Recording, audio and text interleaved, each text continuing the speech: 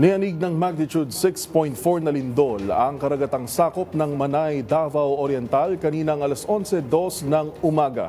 Ayon sa PHIVOLCS, may lalim na 23 kilometro ang lindol, ngunit pinawi naman ang pangamba ng tsunami.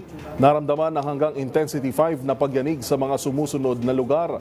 Intensity 5 sa Manay, Davao Oriental, Hinatuan sa Surigao del Sur, Talacogon sa Agusan del Sur. Samantala, intensity 4 naman ang naramdaman sa Bislig City at Caguait, Surigao del Sur, Tarragona at Catil sa Davao Oriental, habang intensity 3 sa Tandag City sa Surigao del Sur, Boston at Baganga sa Davao Oriental, Claver sa Surigao del Norte.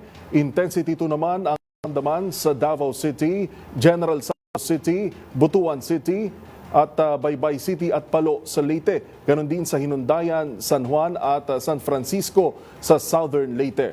Samantala, sa panayam ng DZRH kay John Michael Belena, ang Municipal Planning and Development Officer ng Manay LGU, nagbigay na ng direktiba ang Municipal Mayor ng lungsod para sa suspensyon ng klase at pasok sa gobyerno ngayong hapon. Katapos na po ng namin sir, ng instruction po niya na meron na pong suspension po ng work and classes po with regards to the 6.7 magnitude earthquake. So yun sir, bali magkakaroon po ng suspension ng work and class vis-a-vis dito sa nangyaring 6.7 magnitude earthquake po.